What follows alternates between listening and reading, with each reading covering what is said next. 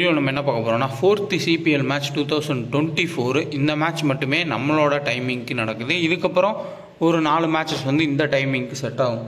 So என்ன தான் 4 o'clock மேட்சஸாக இருந்தாலும் ரொம்ப அது கஷ்டமாகவே இருக்கும். டீம் கொடுத்தாலும் நீங்கள் ப்ளே பண்ணுறது கஷ்டமாக இருக்கும். சம்டைம்ஸில் வந்து அவங்க லைன் அப்பயுமே தள்ளி போயிட்டே இருக்கும். ஸோ கிட்டத்தட்ட நிறைய பேர் வந்து மார்னிங் வந்து ஜாப் போவீங்க. அந்த ஒரு காரணத்தினால தான் அந்த 4 மணி மேட்ச் கவர் பண்ணுறதும் கிடையாது, கொடுக்குறதும் கிடையாது. ஏன்னா அந்த டைமில் எந்திரிச்சு நீங்கள் ப்ளே பண்ணிவிட்டு அதுக்கப்புறமா நீங்கள் ஜாப் போகிறது தான் ரொம்ப கஷ்டம். என்னால் முடிஞ்ச அளவுக்கு ECST10 அது ஃபிக்ஸிங்காகவே இருந்தாலும் பரவாயில்ல, எப்படியாவது யோசிச்சு நல்ல டீமாக கொடுக்குறதுக்கு ட்ரை பண்ணுறேன். இந்த 4:30 CPL ப்ளே பண்ண முடியாதவங்க மதியானம் 12:30 ECST10க்கு நான் டீம் கொடுக்குறேன் டெலகிராமில், நீங்கள் அதை ப்ளே பண்ணுங்கள். அதேமாதிரி 7:30க்கு நமக்கு அப்பப்போ CPL வரும், அதுவும் கவர் பண்ணுறோம்.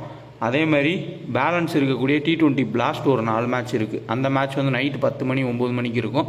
அதுவுமே வந்து முடிஞ்சளவு கவர் பண்ணுறேன். அப்புறம் இன்டர்நேஷ்னல் மேட்ச் கவர் ஆகிடலாம். நெக்ஸ்ட்டு ப்ரோ கபடி ஸ்டார்ட் ஆகும், ஃபுல்லாகவே நம்ம கவர் பண்ணுவோம். ஸோ இதான் வந்து பேஸு. ஸோ அந்த 4:30 CPL கவர் பண்ணுற மாதிரி ஐடியா இல்லை, வீடியோவும் நான் போஸ்ட் பண்ண மாட்டேன். ஸோ 7:30 PM மேட்ச்சுக்கு எல்லாமே நான் போஸ்ட் பண்ணுறேன், ப்ளஸ் டீம் கொடுக்குறேன். அந்த 4:30 CPLக்கு பதிலாக நான் ECST10 எப்படியா நல்ல டீமாக மார்னிங் அந்த 12:30 இருக்க மேட்ச், அதுக்கப்புறம் ஏதாவது ஒரு சில ECST10 நல்ல மேட்சஸ் இருந்தாலும் ஆஃப்டர்நூன் ஈவினிங் தான் நான் வந்து கவர் பண்ணி கொடுக்குறேன். ஸோ இதான் வந்து கான்செப்ட். ஸோ புரிஞ்சுக்கோங்க. நீங்கள் ஓனாக வந்து ப்ளே பண்ணுறதா இருந்தால் 4:30 மேட்ச்சு CPL வந்து ப்ளே பண்ணிக்கோங்க. GL கூட ட்ரை பண்ணுங்கள், ஸ்மால் லீக் ப்ளே பண்ணாலும் ப்ளே பண்ணிக்கோங்க. So Antigua Falcons versus Barbados ராயல்ஸ்க்கு எதிராக தான் வந்து மேட்ச் நடக்க போகுது. இதில் இவங்க 3வது மேட்ச் ஆட போகிறாங்க ஃபால்கன்ஸு. பட் பார்படாஸ் வந்து இப்போ தான் ஃபஸ்ட்டு மேட்சே ஆட போகிறாங்க. இது என்ன கான்செப்டில் ஷெடியூல் இருக்குன்னே புரியலை. ஒரு டீம் 2 மேட்ச் ஆட்டாங்க, இப்போ தான் வந்து இவங்க ஒரு ஃபஸ்ட்டு மேட்சே ஆட போகிறாங்க. இது வந்து 4th மேட்ச். இதுக்கு முன்னாடி 3rd மேட்ச் 4:30க்கு நடக்கும். ஸோ அது வந்து நான் கவர் பண்ண மாட்டேன். ஸோ தெளிவாகவே வந்து அதை நான் சொல்லிடுறேன். ஏன்னா அந்த வீடியோன்றது முன்னாடியே வந்துடும், அதுக்காண்டி தான் சொல்கிறேன். ஸோ விவ் ரிச்சர்ட் ஸ்டேடியமில் தான் இந்த மேட்ச்சுமே நடத்த போகிறாங்க. ஆல்ரெடி நடந்த மேட்சஸ்ன்னு பார்த்தோம்னா உங்களுக்கு கிளியர் கட்டாக தெரிஞ்சிருக்கும், சேசிங் டீம் தான் ஜெயிச்சிருப்பாங்க. ஸோ மீடியம் பேசஸ்க்கு அதிகமான ஹெல்ப் பண்ணுறது எப்போயுமே கிடைக்கிறது தான். ஸோ அந்த 2 மேட்ச், இதுக்கப்புறம் ஒரு மேட்ச் நடந்த 2 மேட்ச்சுமே வந்து ஃபால்கன்ஸ் தான் வந்து ஆடிருக்காங்க. அதில் ஸ்கோர் கார்டு அனலைஸ்ன்னு நம்ம பார்க்குறப்போ ஒரு மேட்ச் வந்து தோற்று போயிருக்காங்க. ஸோ அமேசான் வாரியர்ஸ் கூட. காரணம் என்னென்னா சேஸ் பண்ணாங்க. ஸோ ஓரளவுக்கு வந்து போராடி வந்து லூஸ் பண்ணாங்க. அதில் இம்பார்ட்டன்ட் பாயிண்ட்ஸ்னு பார்த்தோம்னா மோட்டி 3 விக்கெட்ஸ் வந்து எடுத்திருப்பார். அவர் வந்து ஒரு லெஃப்ட் ஆர்ம் ஆர்த்தடாக்ஸு. அதுக்கு முன்னாடி மேட்ச்சில் பெரிய அளவில் லெஃப்ட் ஆர்ம் ஆர்த்தடாக்ஸ் வந்து இல்லை. ஸோ அது வந்து இவங்க ஜெயிக்கிறதுக்கான ஒரு வாய்ப்புகளாக இருந்துச்சு. ஸோ ஓவரால் பார்த்தோம்னா சேசிங் டீம் தான் வந்து ஜெயிச்சிருக்காங்க. அதை வந்து நோட் பண்ணிக்கோங்க. இவங்க போகிற ஒரு சுமாரான ஒரு பெர்ஃபார்மன்ஸ் தான் வந்து ஃபால்கன்ஸ் கொடுத்துட்ருக்காங்க. மோஸ்ட்லி கடைசி வரை கேம் எடுத்துகிட்டு போனாலும் ஜெயிக்கிறதுக்கு கஷ்டப்பட்டுருக்காங்க. அதுக்கு காரணம் வந்து சேசிங் டீம் வந்து ஈஸியாக ஜெயிக்கிறது ஒரு காரணமாகவே இருந்திருக்கு. 2 மேட்ச்லையுமே உங்களுக்கு ஃபக்கர் ஜமான் வந்து நல்லாவே ஒரு பெர்ஃபார்மன்ஸ்ன்றது கொடுத்துருப்பாரு. 40-43. இமாத் மாசிம் பவுலிங் ப்ளஸ் பேட்டிங்கில் செகண்ட் மேட்ச் நல்ல பெர்ஃபார்மன்ஸ் கொடுத்தாரு. ஃபஸ்ட் மேட்ச்சில் ஒரு விக்கெட் சம்திங் எடுத்தார். சாம் பில்லிங்ஸ் அந்த 100ல் புவர் பெர்ஃபார்மன்ஸ் கொடுத்ததை கண்டினியூ பண்ணுறாருன்னே சொல்லலாம். அந்தளவுக்கு பெரிய அளவில் கிளிக் ஆகலை சாம் பில்லிங்ஸ்க்கு. ஸோ அந்த ஆண்ட்ரியூன்ற ஒரு டிஃபரன்ஷியல் பிக் பிளேயர் வந்து நல்லா பெர்ஃபார்ம் பண்ணார். அதேமாரி அவங்க டீமுக்கு நம்ம முன்னாடியே வந்து ஃபஸ்ட்டு CPL மேட்சஸ்லேயே நான் நிறையா பிளேயர்ஸை பற்றி சொல்லியிருப்பேன். ஸோ அதில் முக்கியமான பிளேயர்ஸ்னு பார்த்தோம்னா பிரிமாஸு, அதுக்கப்புறமா ஸ்ப்ரிங்கர். ஸோ இந்த 2 பேர், அப்புறமா ஜேம்ஸு, இந்த 3 பேருமே வந்து கிளிக் ஆகிருப்பாங்க. நீங்கள் வேணால் செக் பண்ணி பாருங்கள். ஃபஸ்ட்டு CPL மேட்ச் வீடியோ நான் போஸ்ட் பண்ணியிருப்பேன். அதில் இந்த 3 பேருமே கிராண்ட் லீக் பிக்கு, டிஃபரன்ஷியல் பிக்குன்னு கண்டிப்பாக சொல்லியிருப்பேன். அது கிளிக்குமே ஆச்சு, அதை கண்டினியூமே பண்ணுறாங்க இவங்க எல்லாருமே. அதே மாதிரி இப்போ பார்படாஸ் டீம்லேயுமே டிஃபரன்ஷியல் பிக்ஸ் இருக்காங்க. அவங்கெல்லாம் வந்து GLல நீங்கள் ஆட் பண்ணிக்கோங்க. ப்ளஸ் இந்த மேட்ச் நமக்கு 7:30ன்றதுனால எல்லாருமே வந்து ப்ளே பண்ணலாம். கண்டிப்பாக ப்ளே பண்ணுங்கள். நம்மளும் டீம்ன்றது போஸ்ட் பண்ணுவோம். ஸோ ஃபுல் டீட்டெயில்ஸ் வந்து பார்ப்போம். Barbados Royals versus Antigua Falcons. வாங்க வீடியோக்குள்ளே போகலாம். டெலகிராம் சேனலில் ஜாயின் பண்ணணும்னு நினைக்கிறோம், ஒரிஜினல் சேனல் செக் பண்ணி ஜாயின் பண்ணுங்கள். அதுலேயுமே ரொம்ப இம்பார்ட்டன்ட். இந்த மாதிரி டெலகிராம் ஓப்பன் பண்ணுறோம், இந்த மாதிரி ஆப் லிங்க்ஸ்லாம் வந்து நம்ம கொடுத்துருப்போம். அதுக்கு கீழே பார்த்தோம்னா ஏதோ வந்து விளம்பரம் மாதிரி வரும், அது டெலகிராமோடது. அந்த சேனலில் ஜாயின் பண்ணி இந்த சேனல் ஜாயின் பண்ணி அமௌண்ட்டை கொடு அப்படின்றதுல எல்லாமே டெலகிராம் வந்து பர்சனலாக கொடுக்குற ஆட். அதில் யார் வேணால் ஆட் கொடுத்துக்கலாம். ஸோ நம்ம கொடுக்குறது கிடையாது, யாரும் ஜாயின் பண்ணிடாதீங்க. நம்ம ஒன்லி ஃப்ரீ டீம்ஸ் தான் கொடுக்குறோம். நான் ஒவ்வொரு டைமே வந்து எதுனாலும் சொல்லிடுவேன், அதையும் வந்து பார்த்துக்குங்க. ECST10 வந்து இப்போ கவர் பண்ண ஸ்டார்ட் பண்ணியிருக்கேன். ஸோ ப்ளே பண்ணுங்கள். ஆஃப்டர்நூன் மேட்சஸ் கொடுக்குறேன். முடிஞ்ச அளவுக்கு வந்து ஸ்ப்ளிட் பண்ணி ஜாயின் பண்ணுங்கள். மினி GL அதுக்கப்புறம் ஸ்மால் லீக்ஸில் வின்னிங்ஸுமே அப்டேட் பண்ணியிருக்கோம். அதேமாரி நம்ம நேமை யூஸ் பண்ணி யாராவது அமௌண்ட் கேட்டாலும் கொடுத்துறாதீங்க. நம்ம ஒன்லி ஃப்ரீ டீம்ஸ் தான். அதேமாரி டெலகிராமில் வரக்கூடிய விளம்பரங்கள் நம்ம கொடுக்கறது இல்லை. அது டெலகிராம் கிட்ட அமௌண்ட் கொடுத்தா அவங்களே வந்து ஆடு வந்து கொடுக்குறாங்க. அதை நம்பி யாரும் போய் வந்து ஜாயின் பண்ணிடாதீங்க. ஸோ கிளியர் கட்டாக சொல்லிட்டேன். நம்மக்கிட்ட நீங்கள் பேசவும் முடியாது, எதுவுமே பண்ண முடியாது. ஸோ நம்ம டீம்ன்றது கொடுக்குறோம், அவ்வளோதான். ஸோ நம்ம நேமை வச்சு நீங்கள் எதுவுமே பண்ண முடியாது. நம்ம மெயில் இருக்குது, அதில் நீங்கள் ஏதாவது கொஸ்டின் பண்ணிங்கன்னா நம்ம அதில் ஆன்சர் பண்ணுவோம். அது மட்டும்தானே தவிர்த்து நம்ம டைரெக்டாக உங்ககிட்ட யாருக்கிட்டையுமே வந்து பேச மாட்டோம். அதையும் வந்து புரிஞ்சுக்கோங்க. ஸோ நம்ம நேமை யூஸ் பண்ணி யாராவது இது பண்ணால் எஸ்கேப் ஆகிக்கோங்க. அதேமாதிரி இந்த டெலகிராமில் எந்த சேனலில் இருந்தாலும் சரி, அதில் ஓடுற ஆடு எல்லாமே டெலகிராமாக கொடுக்குற ஆடு தான். அதை வந்து புரிஞ்சுக்கோங்க. ஃபஸ்ட்டு சிபிஎல் மேட்ச்லேயே நான் பிச் அனலைஸ் வந்து சொல்லியிருப்பேன். பிச் ரிப்போர்ட்டு மோஸ்ட்லி மீடியம் பேசர்ஸ்க்கு நல்ல ஹெல்ப் கிடைக்கும். டெக்னிக்கலாக பவுல் பண்ணக்கூடிய ஸ்பின்னர்ஸுக்குமே ஹெல்ப் பண்ணும். நியூட்ரலான ஒரு ட்ராக்கு தான். ஆவரேஜாக 150க்கு மேலே எதிர்பார்க்கலாம். மோஸ்ட்லி சேஸ் பண்ண டீம் தான் வந்து நீங்கள் ஜெயிச்சிருக்காங்க. ஓவரால் ரெக்கார்டே நீங்கள் எடுத்து பார்த்தீங்கன்னா பேசர்ஸ் தான் அதிகமான விக்கெட்ஸ் எடுத்திருக்காங்க. ஹையான்னு சொல்ல முடியாது, ஈக்குவலான விக்கெட்ஸ் தான். அதுக்கேற்ற மாதிரி தான் அந்த 2 மேட்ச்சுமே போயிருக்கும். நீங்கள் செக் பண்ணி பார்த்தாலும் தெரியும். ஒரு ஸ்பின்னர் 3 விக்கெட் எடுத்தால் ஒரு பேசர் 3-4 விக்கெட்டுன்ற மாதிரி எடுத்திருக்காங்க. அதுவும் செகண்ட் பவுல் பண்ணுறப்போ அந்த லென்த்தை பிடிச்சி நல்லா பவுன்ஸில் கரெக்டாக பவுல் பண்ணக்கூடிய பேசர்ஸ்க்கு நல்லாவே ஹெல்ப் பண்ணுறது கிடச்சிருக்கு. நிறைய வெஸ்ட் இண்டீஸ் யங்ஸ்டர்ஸ் வந்து உள்ளே வராங்க. நிறைய நியூ பிளேயர்ஸ்லாம் இருக்காங்க. பெரிய அளவில் அவங்கள பற்றி நமக்கு தெரியாது. அவங்க பேட்டிங் ஆர்டர் வந்து எங்கே ஆடுறாங்கன்னு தெரியாது. பட் நல்ல குவாலிட்டி பிளேயர்ஸ் இருந்துச்சுன்னா நான் வந்து சொல்கிறேன். நீங்களுமே வந்து உங்கள் டிஃப்ரென்ஷியலான பிக்ஸில் வந்து ட்ரை பண்ணுங்கள். லாஸ்ட் பாலில் கூட ஒரு ECST 10 மாதிரி ஒரு புது பிளேயரை பவுல் பண்ண வச்சு அவர் 2-3 விக்கெட் எடுக்கிறார். அப்படியும் நடக்குது.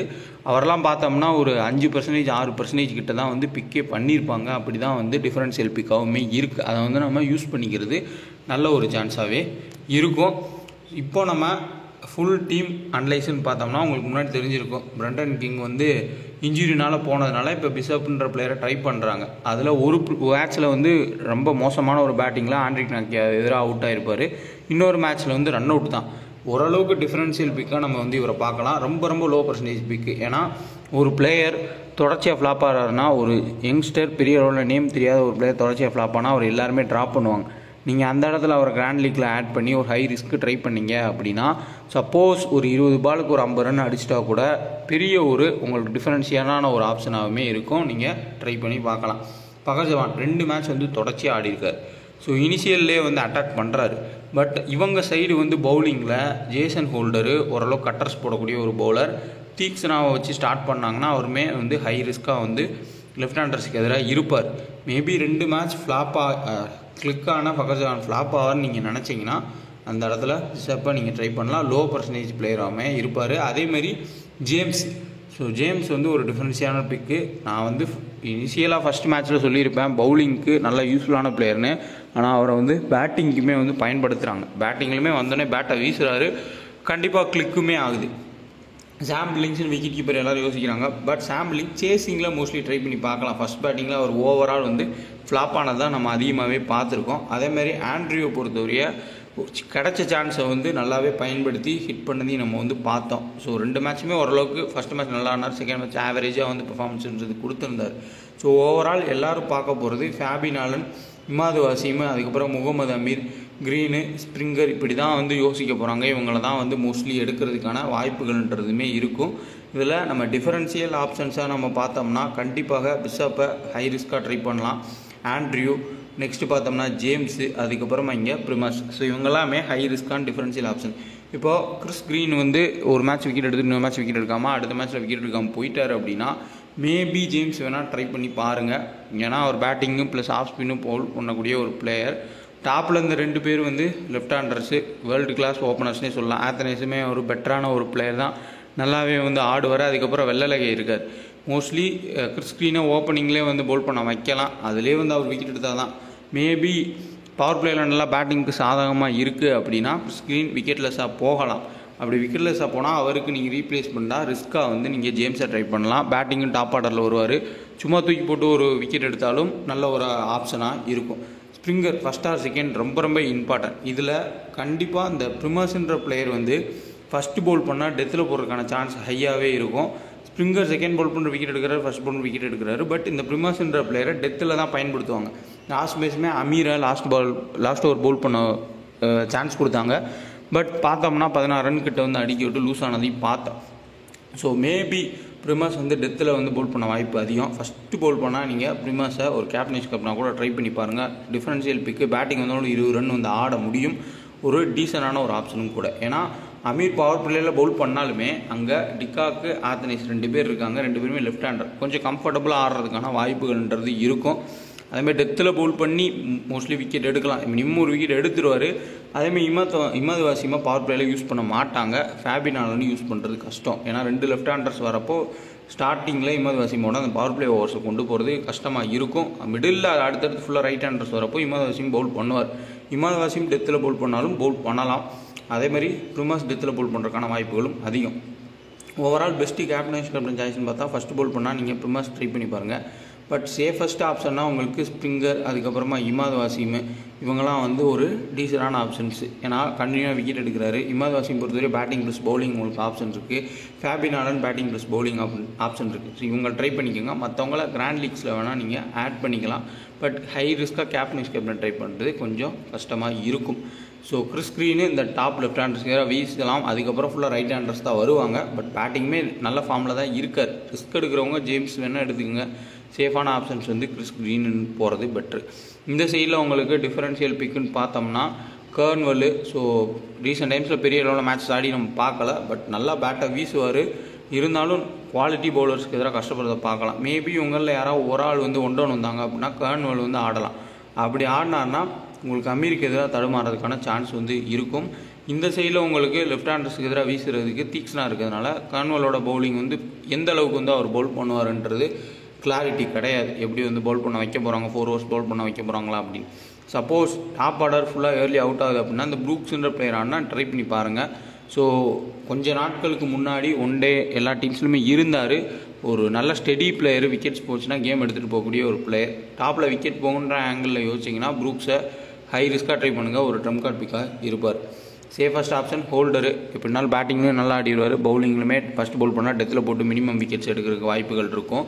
துனித் வெள்ளலகே ஒரு இம்பார்ட்டன்ட் பாயிண்ட்டு. ஏன்னா குண்டகேஷ் மோட்டி எப்படி விக்கெட் எடுத்தாரோ அதேமாதிரி துனித் வெள்ளலகே விக்கெட் எடுக்கலாம். இந்த மிடில் ஃபுல்லாக ரைட் ஹேண்டர்ஸ் வரப்போ அதை யூஸ் பண்ணி வெள்ளலகே விக்கெட் எடுக்கான சான்ஸ்ன்றது இருக்கும். ஆடுறாரான்றதை பார்த்துக்கோங்க. அதேமாதிரி இங்கே டெத்தில் நவீன் உலாக்கு மெக்காய் தான் பவுல் பண்ணுவாங்க. இதை மீறி நீங்கள் ஹை ரிஸ்க்காக எடுக்கணும் அப்படின்னா நியாம் எங்கே வந்து ட்ரை பண்ணுங்கள். எங்கே வந்து ஒரு டிஃப்ரென்ஷியல் பிக்கு, பேட்டிங்குமே நல்லா ஆடுவார், பவுலிங்லையுமே நிறையா விக்கெட்ஸ் எடுத்திருக்காரு. விக்கெட் டேக்கிங் ஒரு பவுலர், ஒரு ட்ரம் கார்ட் பிக்காக நம்ம வந்து பார்க்கலாம். ஸோ டெத்தில் ஹோல்டர், நவீன் உல்லாக்கு, மெக்காய் யார் வேணால் பவுல் பண்ணலாம். பவர் பிளேயில் ஹோல்டரை வச்சு ஒரு ஓவரும் அதுக்கப்புறம் தீக்ஸ்னா வச்சு மூவ் பண்ணுவாங்க. இல்லை யங் பவுல் பண்ணாலும் பவுல் பண்ணலாம். இதில் டிஃப்ரென்ஷியல் பிக்குன்னு பார்த்தோம்னா எங்கே வந்து நம்ம பார்க்கலாம். ஸோ இந்த சைடில் உங்களுக்கு பெஸ்ட்டு கேப்டன் சாய்ஸ் பார்த்தோம்னா Quinton de Kock wicket keeping option, அதில் பாயிண்ட்ஸ் கிடைக்கும். ப்ளஸ் குயிக்காக பேட்டை வீசுவார், 4-6ன்னு போகிறதுக்கான வாய்ப்புகள் அதிகமாக இருக்கும். அடுத்ததாக ஹோல்டரு.